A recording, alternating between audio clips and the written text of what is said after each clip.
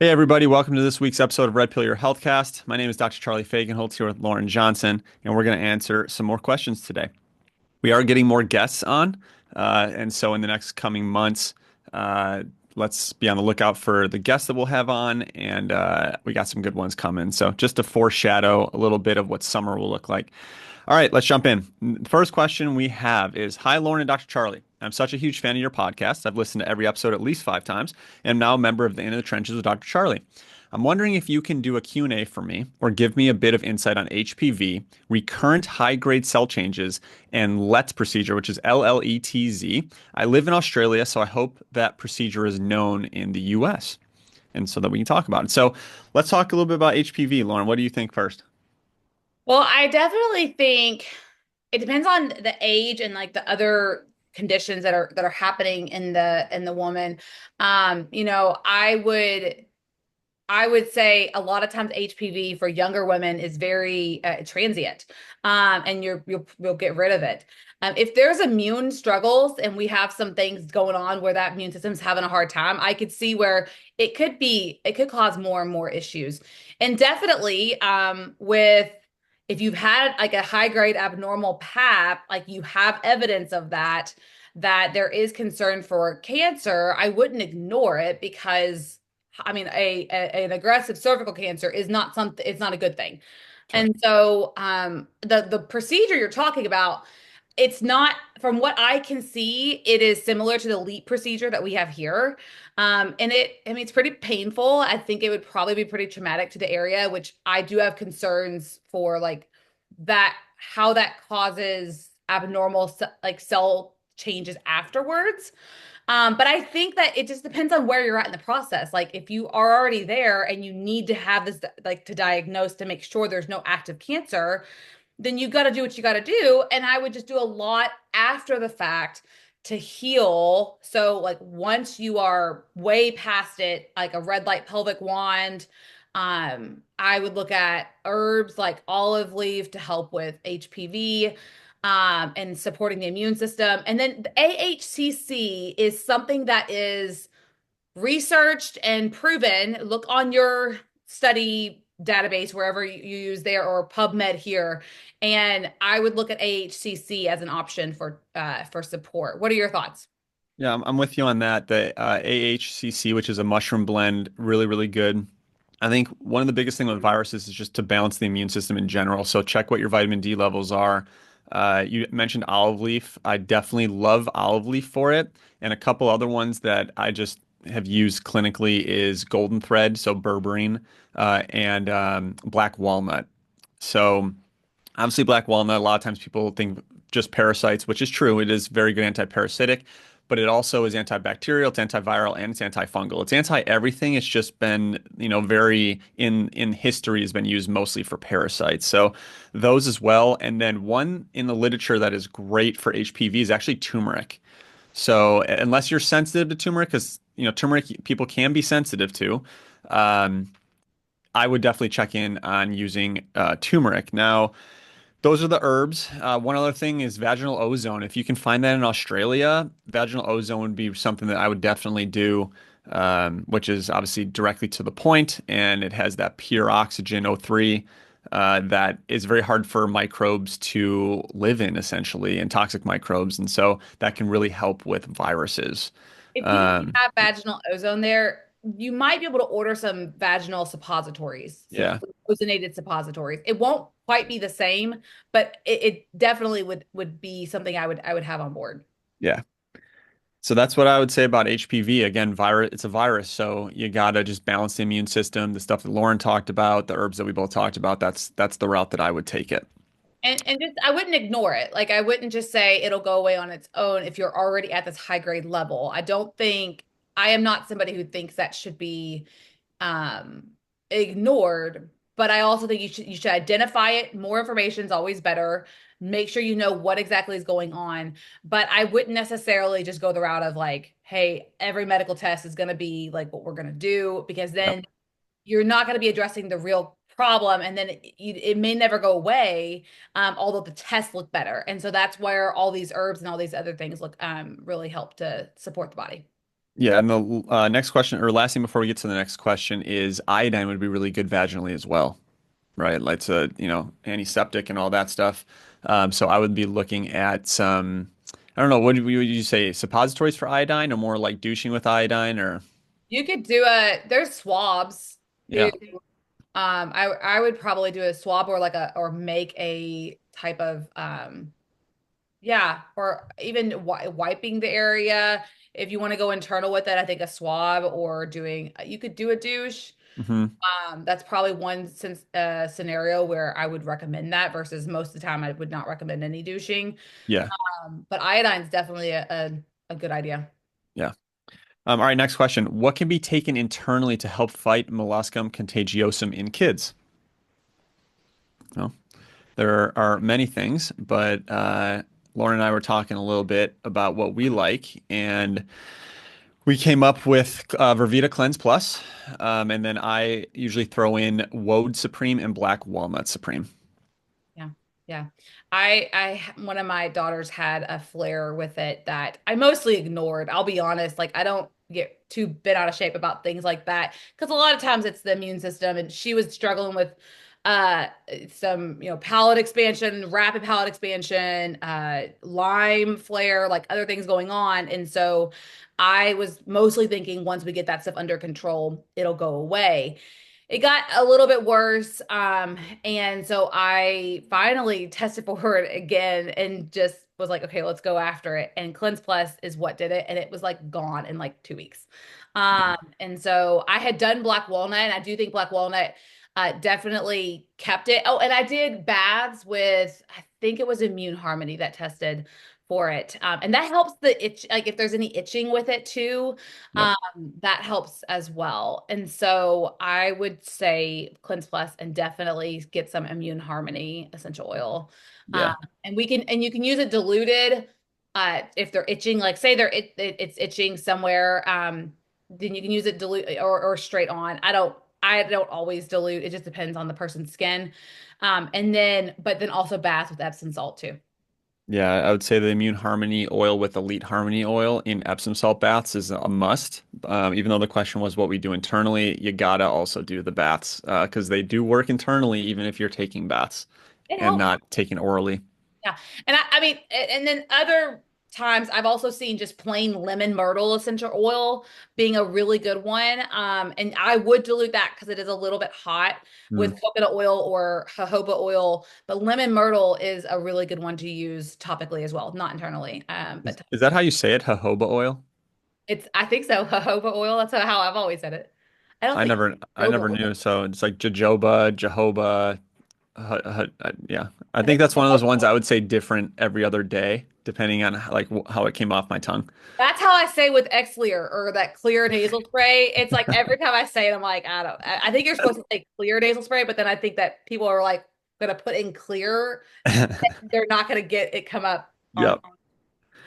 All right, next question. My husband just got labs back today, and showed poor kidney function. He is 29 and had a stroke when he was 19. He works out and we eat well. How can I support his kidney function? He's going for an ultrasound tomorrow. Thank you guys. Yeah, I think the ultrasound. I mean, I like that you're like doing an ultrasound just to make sure there's no function or structural issues. Um, but and Charlie would, I'm sure, would say Cir Q Tonic, is like the number one nutrient because there's a lot of nutrients in there and some herbs that are really good for kidney function.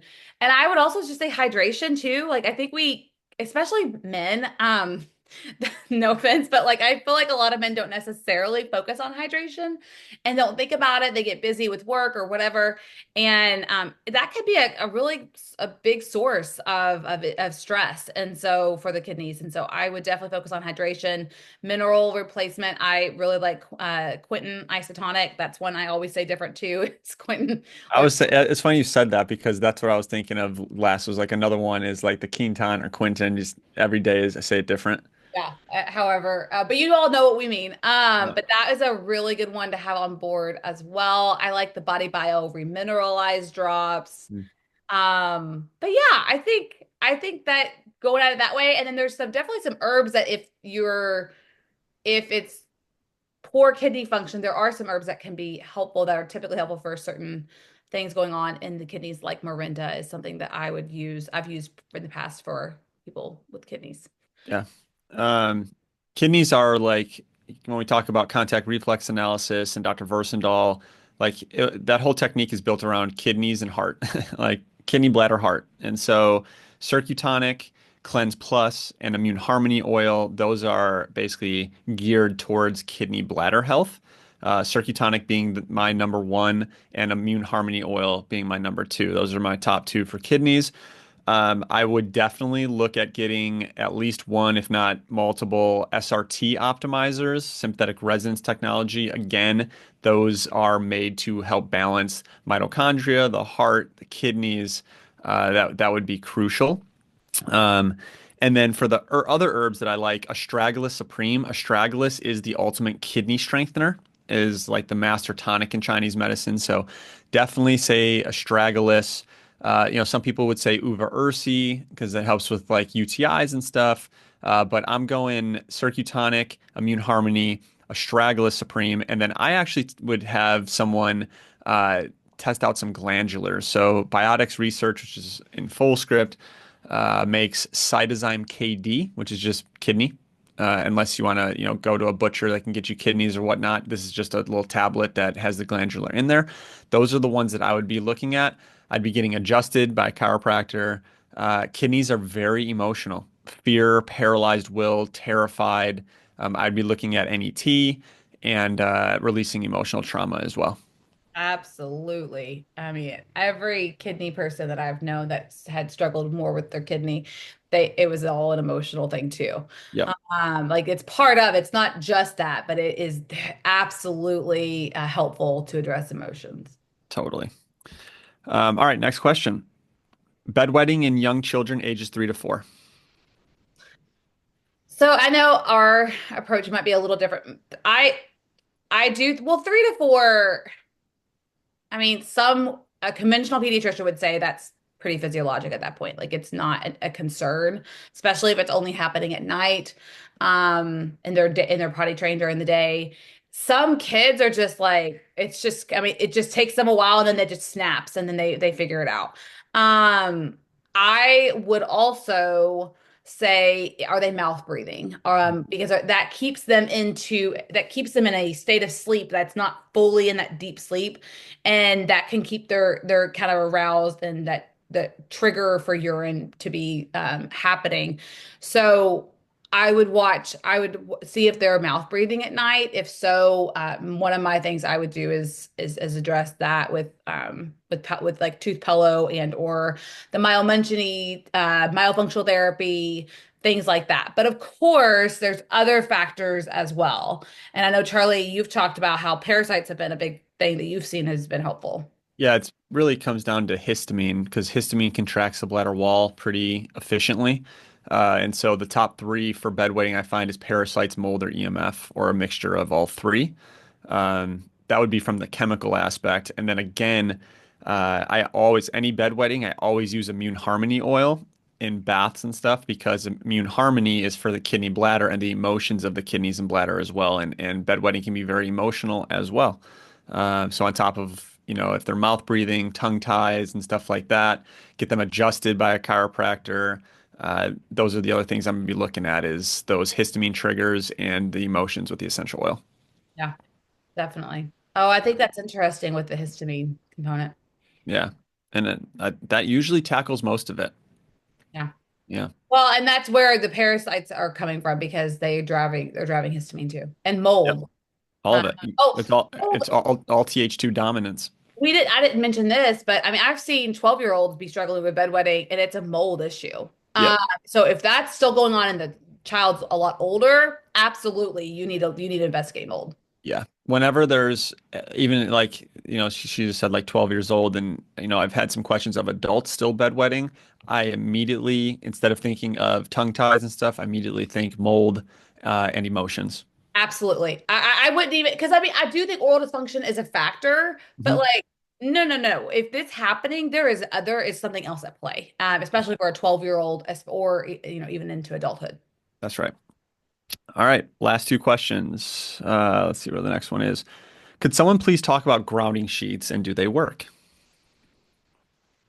Well, they may work a little bit. I mean, grounding, I've had some people say they really like grounding sheets, but I have an issue with anything you plug into the wall that you sleep on. That's just something that, might be my own ego talking. I don't know. I can't get my head around sleeping with something that is plugged into the wall.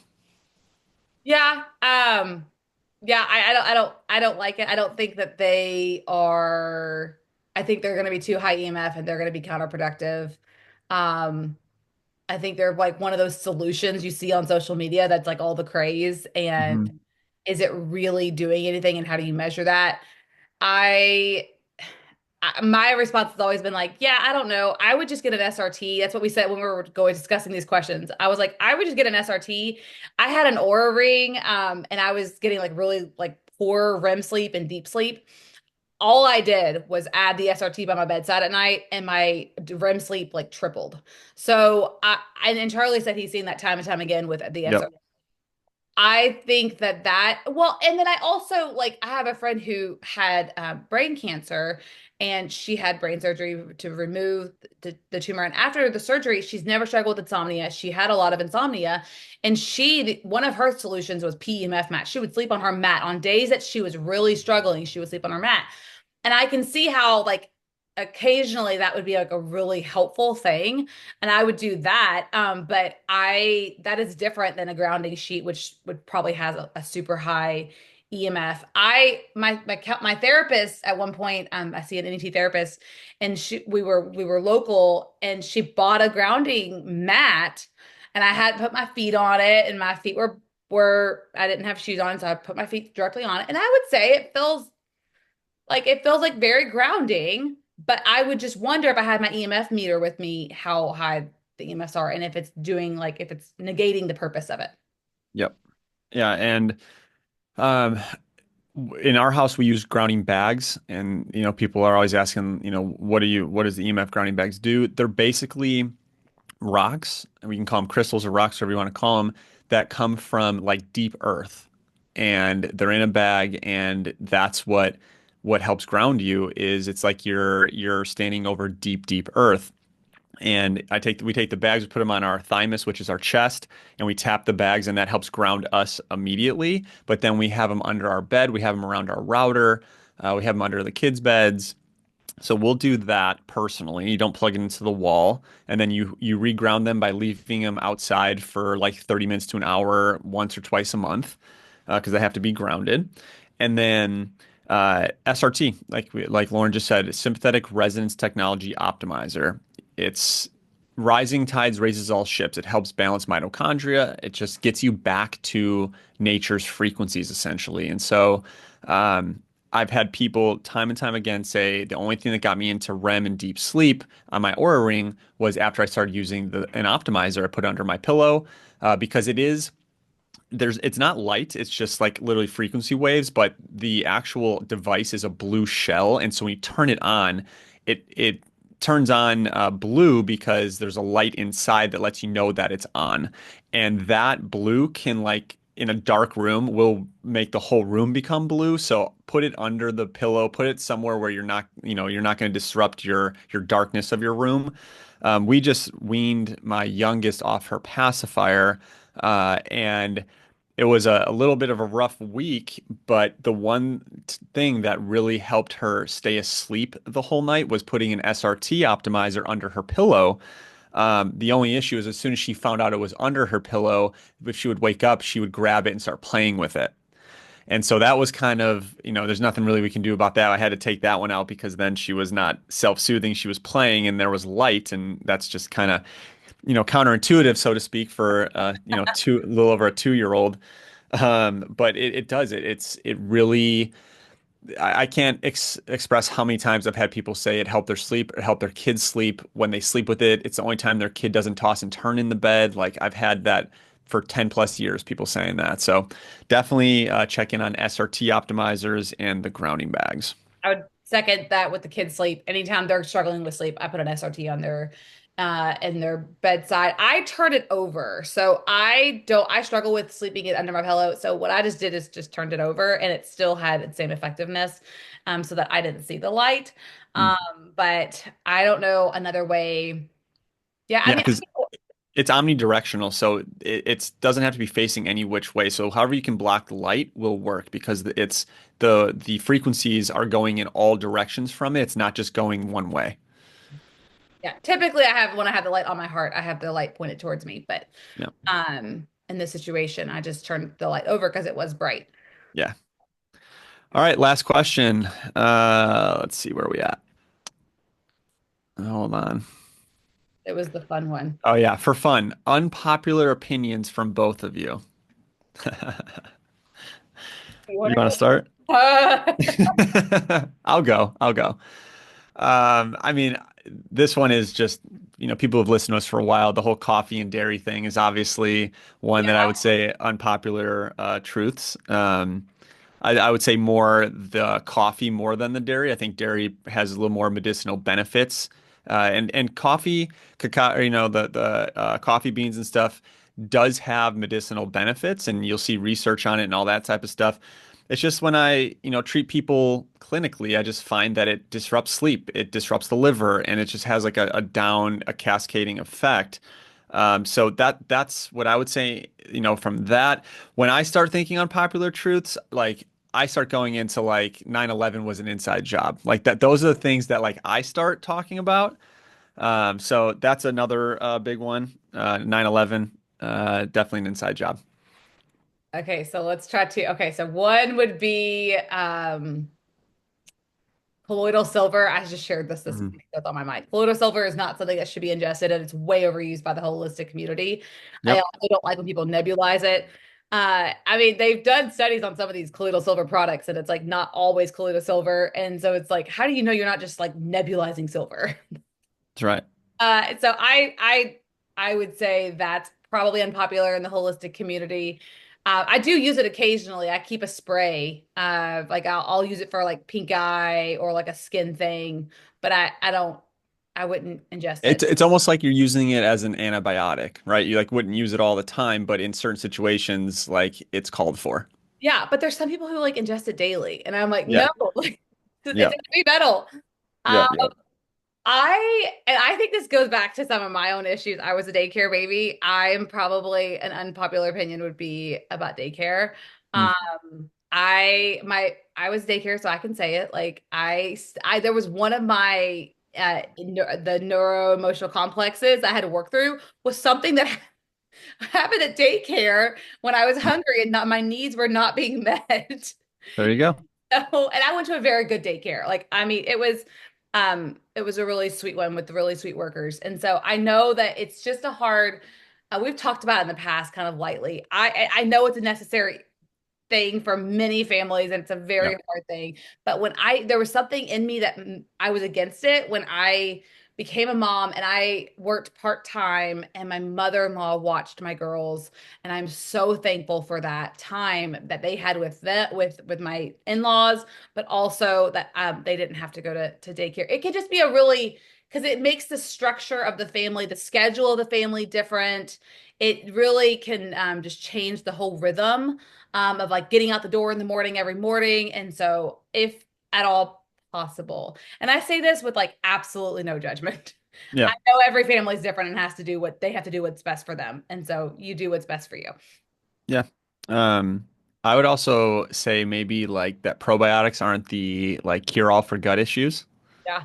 Um, we talk spores and stem stuff, and it's not even one of our most talked about products, but I would take spores over probiotics.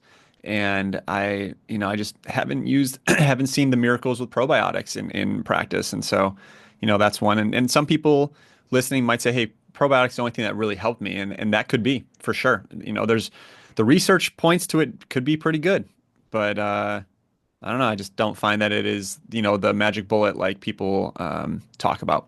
Yeah, definitely. That is the case for most probiotics on the market. I've Yeah. All right. So we got, what did we say? We said coffee, dairy. We said daycare. We said 9/11 was an inside I shouldn't have job. brought up daycare. No, that's good. That's, hey, an unpopular truth, right? And these are unpopular R truths. This Yeah, isn't everyone's truth. it's such a hard topic. And then we talked probiotics. I mean, we didn't land on the moon. That's another one that we can talk. See, that's what I haven't even investigated that. Oh, it's the best. Those are conversations that I love because you truly will never know the answer, but it's a never-ending discussion.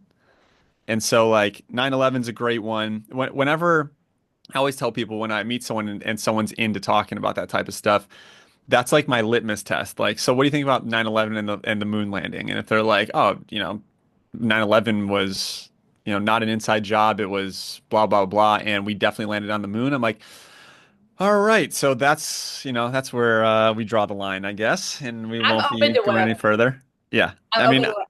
the one I haven't dove into is flat Earth. I haven't dove into that one. I just felt like it just never really felt like correct, so to speak, and so I was like, I don't care to know about that one. Yeah. Have you seen that movie with Channing, what is that guy's name? And Scarlett Johansson. It's basically about the moon landing being faked. It's recent. I don't think I've seen that. No, is that the one with like Don't Look Up no, that one's about climate change. It's like Don't Look Up or something like that. My husband and I watched it a couple months ago. It was good, and I could totally see how it was like um that would have happened because they couldn't chance it not actually being successful For on live sure. I mean, television. they at that time we had to beat Russia in the arms race, right? So we had to like Perception is everything. establish dominance. And so uh I think Red Hot Chili Peppers said it best is that space may be the final frontier, but it's made in a Hollywood basement. Like they said it's so good because it's like They you said just it so can't you good. can't convince me that in 1969 that we landed and had people walk on the moon. Like and I've said this before, my cell phone service still sucks in spots of this country. And it's like And they live stream it? Didn't they like record it and live yeah. stream it? Yeah, they like Said had that it was impossible. and then they talked to the president in the Oval Office, but they say that was through radio. I'm like, yeah, okay. Like come on. Like it's like really, really, really, really. When And you and say it like so that, it's a good point. I mean, it's a good point. yeah, and there's people who will go into like the whole gravity with like the flag that was waving like shouldn't be waving in space like that and all that and then that since we've gone there like 12 other people have gone there and it's all in the space station. I'm like, dude, you guys are just again, this is something that's not going to change my day-to-day life. It's not going to change my tomorrow or anything. It's just a discussion that is a litmus test to see like how much of a critical thinker are you or not. That's how I use it. Oh, but I love that. I love that. Like at least being open to these other theories and Yeah. not being totally shut down. Like 9/11, like that would like that wrecks me thinking about Yeah. that because 100%. I was a freshman in high school and I remember that and it was so impactful on me. Yep. It was impactful on my husband. He enlisted in the Marines. Like it was impactful on my entire generation Yep. because of boys that just joined and said, "This is we're going." I mean, I struggle with that, but you know what? I'm open. Like what I Yeah. think being open minded. There's just like whatever Rumsfeld came out the day before and said there was like $2 trillion missing in our military budget or something like that.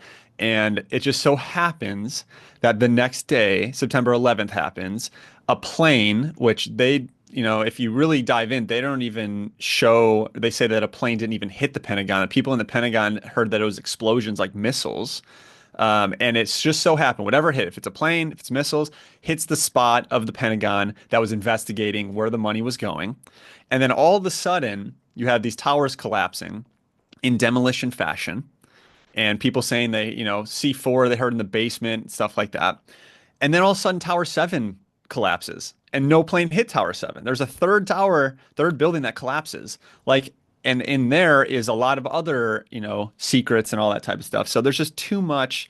Um, yeah, the documentary that I watched that changed my life because it almost like made immediately I was like, man, which is my favorite movie now of all time is The Matrix. The first one is The Matrix was real. The media, the TV wants you to see what they want you to see.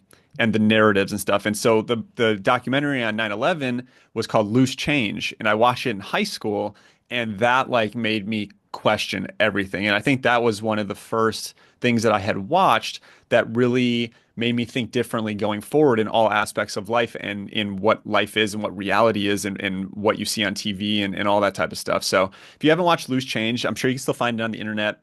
There's another one that is talks about 9/11. I can't remember the other one's name, but Loose Change is the one that you usually can still find on the internet, and it's definitely worth the watch. Interesting. Wow. So, I I never questioned anything. I was like, soup listening to all the Lee Greenwood. Like I was yeah. all on it. I mean, it was impactful. So I feel like we've discussed some very controversial topics, and I'm glad that you brought up 9/11 and the moon because now I feel like my daycare topic is a little bit not as controversial. And like I said, those are just the tip of the icebergs for me. Like there's some other ones that go real deep that maybe this podcast is not ready for. We'll see in the comments if we have. Yes. I'm sure we Yes. have who do not agree. Um, That's right. all right. Well, this has been great. This is not meant to be medical advice. It's meant to be educational. Please speak with your healthcare provider before changing anything. Thank you all for tuning in. We'll see you all on the next one.